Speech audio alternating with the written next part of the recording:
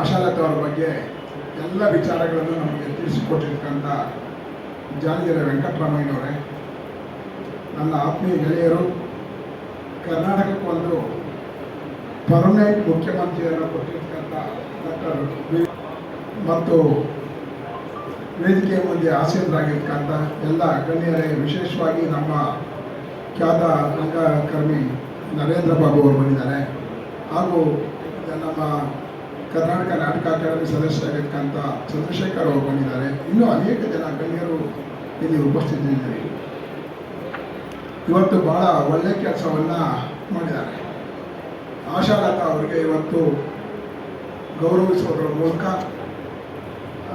ಕುವೆಂಪು ಕಲಾನಿಕೇತನ ತನ್ನ ಕುವೆಂಪು ಕಲಾನಿಕೇತನದ ಗೌರವವನ್ನು ಮತ್ತಷ್ಟು ಹೆಚ್ಚಿಸಿಕೊಂಡಿದೆ. ಯಾಕಂದರೆ ಗುಬ್ಬಿ ವೀರಣ್ಣನವರ ಮೂಸೆಯಿಂದ ಮೂಡಿ ಬಂದಿರತಕ್ಕಂಥ ಅನೇಕ ಕಲಾಚೇತನಗಳು ಕರ್ನಾಟಕದ ತುಂಬೆಲ್ಲರೂ ಇದ್ದಾರೆ.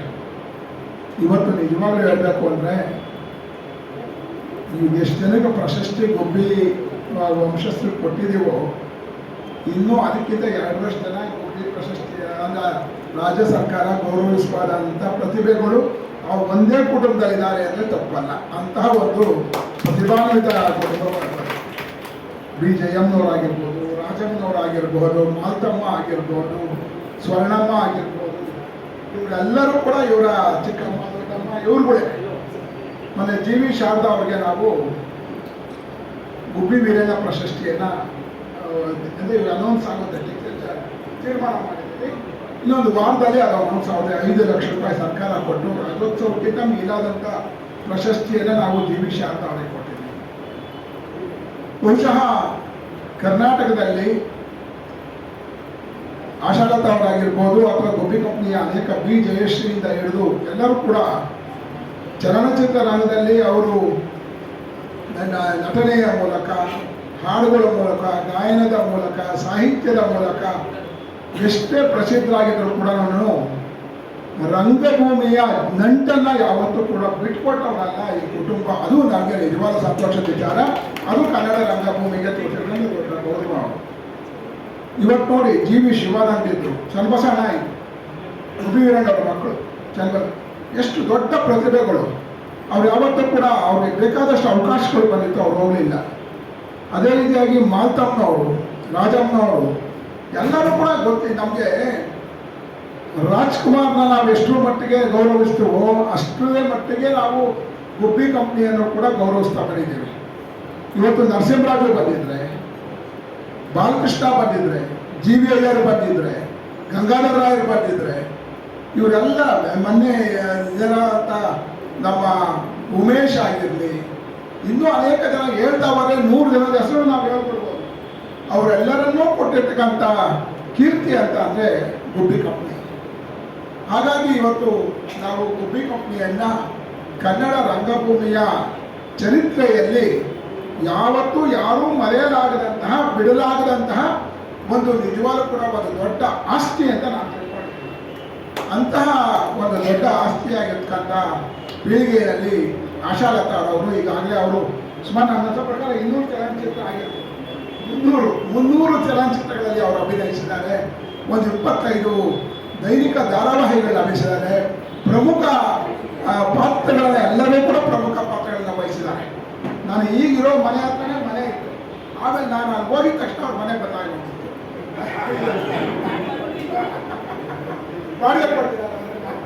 ಬಾಡಿಗೆ ಕೊಟ್ಟಿದ್ದಾರೆ.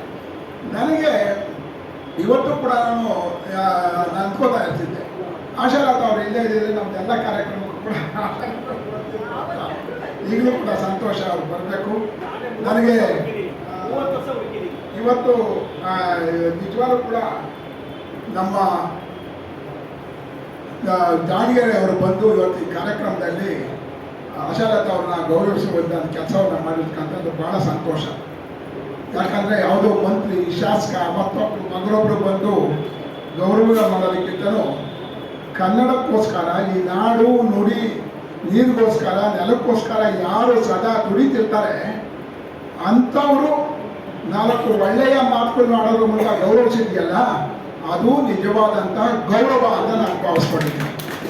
ಇನ್ನು ಹೇಳ್ತೀನಿ, ಒಬ್ಬ ಭ್ರಷ್ಟ ಮಂತ್ರಿನೋ ಒಬ್ಬ ಭ್ರಷ್ಟ ಶಾಸಕನೋ ಯಾರೋ ಬಂದು ಗೌರವಿಸಿದ್ರೆ ಅವನು ಆ ಗೌರವ ನಿಜವಾಗ್ಲೂ ಕೂಡ ಶಾಶ್ವತವಾಗಿರಲ್ಲ. ಅವನ ಅಧಿಕಾರ ಹೋಗಿದ ತಕ್ಷಣ ಹೊಟ್ಟೋಗುತ್ತೆ. ಆದರೆ ಜಾಣಗೆರೆ ಅವರು, ನಾನು ಇವತ್ತು ನಿಮ್ಗೆ ಆಶ್ಚರ್ಯ ಆಗ್ಬೋದು, ಇವತ್ತು ಈ ನಾರಾಯಣಗೌಡರನ್ನ ಸೃಷ್ಟಿ ಮಾಡುವಂಥವರು ಸನ್ಮಾನ್ಯ ಜಾಣಗೆರೆ ವೆಂಕಟರಾಮಯ್ಯ. ನಾರಾಯಣಗೌಡರ ಕನ್ನಡ ರಕ್ಷಣಾ ವೇದಿಕೆಯ ನಾರಾಯಣಗೌಡರನ್ನು ಸೃಷ್ಟಿ ಮಾಡಿದಂಥವರು ಜಾಣಗೆರೆ ವೆಂಕಟರಾಮಯ್ಯನವರು. ಜಾಣಗೆರೆ ವೆಂಕಟರಾಮಯ್ಯನವರ ಹೋರಾಟಕ್ಕೆ ಒಂದು 50 ವರ್ಷ ಆಗೋಗ್ಬಿಟ್ಟಿದೆ. 50 ವರ್ಷ ಆಗಿ ಅವರೇ ಸುವರ್ಣ ಮಹೋತ್ಸವ ಆಚರಿಸ್ಬೇಕು. ಅಂತಹ ಹೋರಾಟಗಾರರು.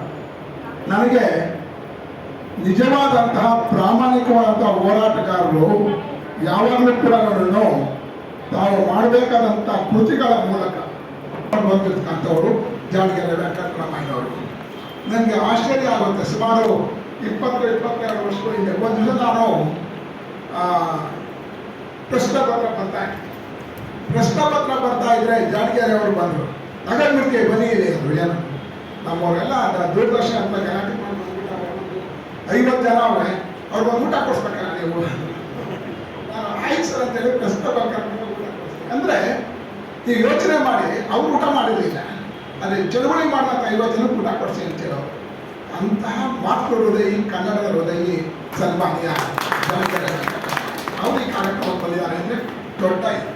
ಅವರ ಮೊದಲನೇ ಪತ್ರಿಕೆ ಪ್ರಾರಂಭ ಮಾಡಿದಾಗ ನಾನು ಒಟ್ಟಿಗೆ ದೆಹಲಿನಲ್ಲಿ ಅದೇ ರೀತಿ ಇವರು ಮತ್ತೆ ರುಕ್ಕೋಜ್ ಇಬ್ಬರು ದೆಹಲಿಗೆ ಬಂದಿದ್ದರು. ಆ ಸಂದರ್ಭದಲ್ಲಿ ನಾನು ಅವ್ರ ಜೊತೆಯಲ್ಲಿದ್ದೆ. ಹೀಗೆ ಕನ್ನಡದ ಕೆಲಸವನ್ನು ನನ್ನ ಮನೆಯ ಕೆಲಸ, ನನ್ನ ಕೆಲಸ, ನನ್ನ ಆತ್ಮದ ಕೆಲಸ ಅಂತ ಮಾಡಿದಂಥವರು ಜಾಣಗೆರೆ ಅವರು ಇವತ್ತು ಈ ಕಾರ್ಯಕ್ರಮಕ್ಕೆ ಕರೆಸಿ ನಿಜವಾದ ಪ್ರಕಾಶ್ ಒಳ್ಳೆಯ ಕೆಲಸವನ್ನು ಮಾಡಿದ್ದಾರೆ. ಅವರಿಗೆ ನಾನು ಅಭಿನಂದನೆಗಳನ್ನು ಸಲ್ಲಿಸ್ತಾ ಇದ್ದೀನಿ. ಅದೇ ರೀತಿಯಾಗಿ ಇವತ್ತು ನನಗೆ ಕುವೆಂಪು ಪ್ರಕಾಶ್ ನನಗೆ ಗೊತ್ತಿರಲಿಲ್ಲ ಅವರ ಶ್ರೀಮತಿ ಇದಾಗಿ ಈ ಥರದ ಹೃದಯದ ಸ್ತಂಭನಾಗಿರ್ತಕ್ಕಂಥ. ಆದರೆ ಭಾಳ ವರ್ಷಗಳಿಂದ ನನಗೆ ಸುಮಾರು 3 ದಶಕದಿಂದ ಕುವೆಂಪು ಪ್ರಕಾಶ್ ಗೊತ್ತು. ವಿಜಯನಗರದಲ್ಲಿ ನಾವು ಅವರೆಲ್ಲ ಹೆಚ್ಚು ಕಡೆ ಒಂದೇ ಬಡಾವಣೆಯಲ್ಲಿ ವಾಸ ಮಾಡ್ತಾ ಅಲ್ಲಿಂದ ಕನ್ನಡದ ಕೆಲಸಗಳು ಮಾಡ್ತಾ ಬೆಳೆದು ಬಂದಂಥವ್ರು. ಅವತ್ತಿಂದ ಇವತ್ತವರೆಗೂ ಕನ್ನಡದ ಒಂದು ರೀತಿಯಾಗಿ ಕಟ್ಟಾಳವಾಗಿ ಕುವೆಂಪುರವರ ಬಗ್ಗೆ ಅದಮ್ಯ ಪ್ರೀತಿಯನ್ನು ಇಟ್ಕೊಂಡು ಡಾಕ್ಟರ್ ಜೆ ಜವಳೇಗೌಡರಿಂದ ಇದರ ಒಂದು ರೀತಿಯಾಗಿ ಅವರಿಂದ ಇದನ್ನು ಸ್ವೀಕರಿಸಿ ಅವರು ಕುವೆಂಪು ಕೆಲಸ ಅಂದರೆ ಅದು ದೇವರ ಕೆಲಸ ಅಂತ ಮಾಡ್ಕೊಂಡು ಬಂದಿರ್ತಕ್ಕಂಥವರು ಸನ್ಮಾನ್ಯ ಕುವೆಂಪು ಪ್ರಕಾಶ್. ಹಾಗಾಗಿ ಕುವೆಂಪು ಪ್ರಕಾಶ್ ಬಗ್ಗೆ ನನಗೆ, ಯಾಕಂದರೆ ಕುವೆಂಪು ಅಂದ್ರೇ ನಮ್ಮೆಲ್ಲರ ಒಂದು ಜಾಗೃತ ಪ್ರಜ್ಞೆ. ಕುವೆಂಪು ಅಂದರೆ ಒಂದು ಅರಿವು. ಕುವೆಂಪು ಅಂತ ಅಂದರೆ ನಿಜವಾಗ್ಲೂ ಕೂಡ ಕನ್ನಡತನ ಏನಾದರೂ ನಮಗೆ ಕಲಿಬೇಕು ಅಂತ ಅಂದರೆ ಕುವೆಂಪುರವರ ಸಾಹಿತ್ಯ. ಮುಖ್ಯಮಂತ್ರಿ ನಾಟಕದಲ್ಲಿ ಲೋಹಿತ್ ಆಶ್ರಮ ಮುಖ್ಯಮಂತ್ರಿ ಪಾತ್ರ ಮಾಡಬೇಕಾಗಿತ್ತು. ಮುಖ್ಯಮಂತ್ರಿ ನಾಟಕನ ನಿರ್ದೇಶನ ಮಾಡ್ತಿದ್ದಂಥವ್ರು ಇಬ್ಬರು, ಒಬ್ಬರು ಚಂದ್ರಶೇಖರ್ ಅಂತ, ಇನ್ನೊಬ್ಬರು ರಾಜಾರಾಮ ಅಂತ. ಅವಾಗೇನಾಯಿತು, ಇದಕ್ಕಿದ್ದಂಗೆ ಲೋಹಿತ್ ಆಶ್ರಮಕ್ಕೆ ಜ್ವರ ಬಂದ್ಬಿಡ್ತು. ಜ್ವರ ಬಂದರೆ 1 ವಾರ ಇದೆ ನಾಟಕ, ಯಾರು ಮಾಡಬೇಕು ಅಂತ ಆಯಿತು. ಅವಾಗ ಇವರಿದ್ದವರು ಚಂದ್ರಶೇಖರ್ಗೆ ನೀರು ಮಾಡಪ್ಪ ಅಂತ ಒತ್ತಾಯ. ಚಂದ್ರಶೇಖರ್ ಎದುರುಕೊಂಡು ನಡುತ್ತಿದ್ರು. ನಾನು ಮಾಡೋದಂಗೆ ಅಂತ ಯೂನಿವರ್ಸಿಟಿಯಲ್ಲಿ ಕೆಲಸ ಮಾಡ್ತಿದ್ರು. ಚಂದ್ರಶೇಖರ್ ನಡುಕ್ತಾ ಇದ್ರು. ಆ ನಡುಕ್ತಾ ಇದ್ದಂಥ ಚಂದ್ರಶೇಖರ್ಗೆ ಧೈರ್ಯ ತುಂಬಿ, ಇಲ್ಲ ನಿನ್ನ ಕೈಯಲ್ಲಿ ಆಗುತ್ತೆ ಅಂತೇಳಿ ಪಟ್ಟಿಡಿದು ತಮ್ಮ ಮನೆಯಲ್ಲೇ ಇಟ್ಕೊಂಡು ಹಗಲು ರಾತ್ರಿ ಅವ್ರ ಜೊತೆ ಕೂತ್ಕೊಂಡು ಸಂಭಾಷಣೆ ಕರೆಸಿ ಒಬ್ಬ ಮುಖ್ಯಮಂತ್ರಿ ಚಂದ್ರಶೇಖರ್ನ ಮುಖ್ಯಮಂತ್ರಿ ಚಂದ್ರವನ್ನಾಗಿ ಸೃಷ್ಟಿಸಿದಂಥ ಕೀರ್ತಿ ಇವತ್ತು ಅವರು ಬಂದು ಅಭಿನಂದನಾ ಕೃತಿಗಳನ್ನ ಹಾಕಿದ್ದಾರೆ. ಹಾಗಾಗಿ ಇಡೀ ಕಾರ್ಯಕ್ರಮ ಒಂದು ಗುಣಮಟ್ಟದ ಕಾರ್ಯಕ್ರಮ. ಇವತ್ತು ಜಾಣಗೆರೆ ಹೇಳಿದಾಗೆ ಕನ್ನಡದ ಸ್ಥಿತಿ ಇವತ್ತು ನಿಜವಾಗ್ಲೂ ಕೂಡ ಎಲ್ಲಕ್ಕಿಂತಲೂ ನಾವು ಚೆನ್ನಾಗಿದ್ದೀವಿ. ಕನ್ನಡಿಗರು ದೊಡ್ಡ ದೊಡ್ಡ ಉದ್ಯಮಿಗಳಾಗಿದ್ದಾರೆ. ಕನ್ನಡಿಗರು ದೊಡ್ಡ ದೊಡ್ಡ ಶಿಕ್ಷಣ ಸಂಸ್ಥೆಗಳನ್ನು ತಂದಿದ್ದಾರೆ. ಕೋಟಿಗಟ್ಟಲೆ ದುಡ್ಡನ್ನು ಇಂಗ್ಲಿಷ್ ಶಾಲೆಗಳನ್ನ ಕನ್ನಡಿಗರು ತೆರೆಯೋದ್ರ ಮೂಲಕ ದುಡ್ಡನ್ನು ಮಾಡ್ಕೊತಿದ್ದಾರೆ. ಎಲ್ಲವೂ ಆಗ್ತಾ ಇದೆ. ಆದರೆ ಅವರೆಲ್ಲರೂ ಕೂಡ ಕನ್ನಡದ ಹೆಸರಲ್ಲಿ ದುಡ್ಡು ಮಾಡ್ಕೊತಿದ್ದಾರೆ ವಿನಃ ಕನ್ನಡವನ್ನು ಮರ್ತಿದ್ದಾರೆ, ಕನ್ನಡಿಗರನ್ನು ಮರ್ತಿದ್ದಾರೆ. ಯಾರೋ ಕುವೆಂಪು ಪ್ರಕಾಶ್ ಅಂತವರು, ಜಾಣಗೆರೆ ಅಂತವರು ಬೇರೆ ಕೆಲಸ ಮಾಡ್ಕೊಂಡಿದ್ವಿ ನಾವು. ಆದರೆ ಅವರ ಬದ್ಧತೆಯಿಂದ ಆ ಕೆಲಸವನ್ನು ಮಾಡಿ ಕನ್ನಡ ಕಟ್ಟುವಂಥ ಕೆಲಸವನ್ನು ಮಾಡ್ತಿದ್ದಾರೆ. ಇವತ್ತು ನೋಡಿ ನಾಚಿಕೆ ಆಗಬೇಕು. ಆ ಶೋಭಾ ಕರಂದ್ಲಾಜೆ ಅಂತ ಒಂದು ಹೆಂಗಸರು ಈ ರಾಜ್ಯದ ಮುಖ್ಯಮಂತ್ರಿ ಅಂತ ಯಡಿಯೂರಪ್ಪ ಇಂಗ್ಲೀಷ್ ಇದ್ರೆ ಬದುಕೋದಕ್ಕೆ ಸಾಧ್ಯ ಇಲ್ಲ ಅಂತ ನಾವು ಬೆಳಗ್ಗೆ ನಾನು ಚಾನಲ್ ನೋಡ್ತಿದ್ರೆ ಯಡಿಯೂರಪ್ಪ ಹೇಳ್ತಾರೆ, ಯಾರು ದಡ್ರುಗಳು ಹಿಂದೆ ಮಾತಾಡ್ತಿದ್ರು, ದಡ್ರುಗಳು ಹಿಂದಿ ಬೇಡ ಅಂತ ಹೇಳ್ತಾರೆ. ಅವ್ರಿಗೆ ಏನು ಗೊತ್ತು ಹಿಂದಿ ಮಹತ್ವ? ಈ ದೇಶದಲ್ಲಿ ನಾವು ಬದುಕಬೇಕಾದ್ರೆ ಹಿಂದಿ ಬೇಕು ಅಂತಾರೆ. ಈ ಗುಲಾಮ್ಗಿರಿ ಈ ದೇಶದಲ್ಲಿ ಉತ್ತರ ಭಾರತದ ಗುಲಾಮ್ಗಿರಿಯಿಂದ ಅವರ ಅನುಗ್ರಹದಿಂದ ಬದುಕ್ತಾ ಇರ್ತಕ್ಕಂಥ ಈ ಜನಗಳಿಂದಲೇ ನಾವೆಲ್ಲರೂ ಕೂಡ ಕನ್ನಡಿಗರು ಗುಲಾಮರಾಗೋ ಸ್ಥಿತಿಗೆ ಬಂದಿರ್ತಕ್ಕಂಥದ್ದು. ನಮಗೆ ಇಲ್ಲ ಸಲ್ಲದಂತಹ ನಮ್ಮನ್ನೆಲ್ಲ ಇಡೀ ನಮ್ಮ ಕನ್ನಡಿಗರನ್ನ ಅಷ್ಟೇ ಯಾಕೆ ಇಡೀ ಎಲ್ಲ ನಮ್ಮ ಕರ್ನಾಟಕದ ಜನತೆಯನ್ನ ಒಂದು ರೀತಿಯಾದಂತಹ ಬೇರೆ ಬೇರೆ ಅದು ಕೋಮು ಸೌಹಾರ್ದತೆಯನ್ನು ಕೆಡಿಸೋದ್ರ ಮೂಲಕ ಆಗಿರ್ಬೋದು, ನಮ್ಮ ಮುಂದೆ ಬೇರೆ ಬೇರೆ ಸೆನ್ಸೇಷನಲ್ ವಿಚಾರಗಳನ್ನ ಹೇಳ್ತಾ ನಮ್ಮನ್ನೆಲ್ಲರೂ ಕೂಡ ಒಂದು ದರಿದ್ರ ಮೌಢ್ಯತೆಗೆ ಕರ್ಕೊಂಡು ಹೋಗ್ತಾ ಇರ್ತಕ್ಕಂಥ ಈ ಹಿಂದಿ ವಸಾಹತುಶಾಹಿಗಳ ಶಕ್ತಿನಲ್ಲೇ ನರಳ್ತಾ ಇರ್ತಕ್ಕಂಥ ಈ ಜನ ಇವತ್ತು ಕೂಡ ಅದೇ ಕೆಲಸ ಮಾಡ್ತಿದ್ದಾರೆ. ನಾವೆಲ್ಲರೂ ಕೂಡ ಎಚ್ಚೆತ್ತುಕೊಳ್ಬೇಕಾಗಿದೆ. ಇವತ್ತು ನೋಡಿ ನಮ್ಮ ಜನಗಳು ಅನ್ಯೋನ್ಯವಾಗಿ ಬದುಕಕ್ಕೆ ಸಾಧ್ಯ ಆಗ್ತಾ ಇಲ್ಲ. ಇರಾನ್ನಲ್ಲಿ ಏನಾಗ್ತಾ ಇದೆ, ಇರಾಕ್ನಲ್ಲಿ ಏನಾಗ್ತಾ ಇದೆ, ಇಸ್ರೇಲಲ್ಲಿ ಏನಾಗ್ತಿದೆ, ಪಾಕಿಸ್ತಾನದಲ್ಲಿ ಏನಾಯಿತು, ಒಂದು ಕ್ಷಣ ನೀವು ಕಣ್ಣು ಮುಚ್ಕೊಂಡು ಯೋಚನೆ ಮಾಡಿ. ಅಲ್ಲೆಲ್ಲರೂ ಕೂಡ ಧರ್ಮಾಧಾರಿತ ಅಂತ ಅಂದ್ಕೊಂಡು ಆ ದೇಶದ ತುಂಬೆಲ್ಲ ಇಸ್ಲಾಂನೇ ಜನಗಳೇ ಇದ್ರೂ ಕೂಡ ಆ ಇಸ್ಲಾಂನವ್ರನ್ನ ಕೊನೆಗೆ ಒಡೆದಾಡಿ ಸಾಯೋ ಸ್ಥಿತಿಗೆ ಬಂದು ಇವತ್ತು ತಮ್ಮ ವಂಶಗಳನ್ನೇ ನಾಶ ಮಾಡ್ಕೊಂಡು ಹೋಗಿದ್ದಾರೆ. ಯಾರು ಧರ್ಮವನ್ನು ಅವಲಂಬಿಸಿ ನಾವು ಬದುಕ್ತೀವೋ ಅಲ್ಲಿ ಮನುಷ್ಯತ್ವವನ್ನು ಮರ್ತ್ಬಿಡ್ತೇವೆ. ನಾವೆಲ್ಲ ಇವತ್ತು ಒಬ್ಬ ಸನ್ಯಾಸಿ ಇದ್ದಂತೆ. ಆ ಸನ್ಯಾಸಿ ಒಂದ್ಸತಿ ಒಂದು ಕಾಡಿನಲ್ಲಿ ಹೋಗ್ತಾ ಇದ್ದಾನೆ. ಒಂದು ಕಾಡಲ್ಲಿ ಹೋಗ್ತಿರ್ಬೇಕಾದ್ರೆ ಎಲ್ಲೋ ಒಂದ್ ಕಡೆ ಒಂದು ಕೂಗು ಕೇಳಿಸುತ್ತೆ, ಅಯ್ಯೋ ಕಾಪಾಡಿ ಕಾಪಾಡಿ ಅಂತ. ತಕ್ಷಣ ಸನ್ಯಾಸಿ ಏನು ಮಾಡ್ತಾನೆ, ಯಾವ ಅಂತ ಹೋಗಿ ನೋಡ್ತಾನೆ, ಒಂದು ಹುಲಿ ಒಂದು ಮಗುವನ್ನ ಕಚ್ಕೊಂಡು ಹೋಗ್ತಾ ಇರ್ತದೆ. ಆ ತಾಯಿ ಈ ಎರಡು ಮಕ್ಕಳನ್ನ ಹಿಡ್ಕೊಂಡು ಕಾಪಾಡಿ ಕಾಪಾಡಿ ಅಂತ ಬೈತಾನೆ. ಅವಾಗ ಹೋಗಿ ಬೈತಾನೆ, ತಾಯಿ ಇದು ಕಾಡು, ಇಲ್ಲಿ ಪ್ರಾಣಿಗಳು ವಾಸ ಮಾಡ್ತಿದ್ದಾರೆ, ಪಕ್ಕದಲ್ಲೇ ಊರಿದೆ, ನೀನು ಯಾಕೆ ಇಲ್ಲಿದ್ಯಾ, ಹೋಗಿ ಊರಿಗೆ ಅಂತ ಬೈದ್ಬಿಟ್ಟು ಅಟಕ್ತಾನೆ. ಒಂದು 6 ತಿಂಗಳಾಗುತ್ತೆ. ಮತ್ತೆ ಕುತ್ಕೊಂಡು ಅವನು ಪ್ರಾರ್ಥನೆ ಮಾಡ್ತಿದ್ದಾನೆ, ತಪಸ್ ಮಾಡ್ತಿರ್ತಾನೆ. ಅವಾಗ ಮತ್ತೆ ಕೂಗುತ್ತಂತೆ, ಕಾಪಾಡಿ ಕಾಪಾಡಿ. ನೋಡು ಅದೇ ಎನ್ಸು ಇನ್ನೊಂದು ಹುಲಿ ಕಚ್ಕೊಂಡು ಹೋಗ್ತಾರೆ.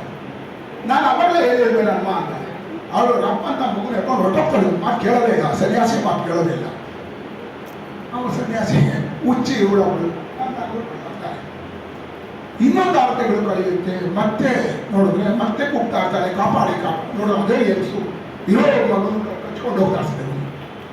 ಆವಾಗ ನಾನು ಆಗಲಿ ಅಂತಾನೆ ಅವಳು ಹೋಗ್ತಾಳೆ. ತಕ್ಷಣ ಎಳೆದು ಇಟ್ಕೊಂಡು ಸನ್ಯಾಸಿ ಹೇಳ್ತಾನೆ, ನಿಂತ್ಕೋ, ನಾನು ನಿನ್ಗೆ ಹೇಳಿಲ್ವಾ ಹೋಗು ಊರಿಗೆ ಅಂತ ಅಂದ್ಬಿಟ್ಟು. ಅವಾಗ ಹೇಳ್ತಾಳೆ ಅವಳು, ಸ್ವಾಮಿ ಇಲ್ಲಿರೋದು ಒಂದೇ ಒಂದು ಊರಿ, ಆದರೆ ಆ ಊರಲ್ಲಿ ಮನುಷ್ಯ ಮುಖ ಹೊತ್ತಿರುವಂಥ 100 ಹುಲಿಗಳು ದಿನನಿತ್ಯ ನಮ್ಮನ್ನು ಕಿತ್ತು ತಿಂತವೆ. ಅಂತ 100 ಕಿತ್ತು ತಿನ್ನುವ ಮನುಷ್ಯ ರೂಪದ ಉಗ್ರ ಹುಲಿಗಳಿಗಿಂತ ನನಗೆ ಈ ಹುಲಿನೇ ಹೆಚ್ಚು ಇಷ್ಟ. ನಮಸ್ಕಾರ.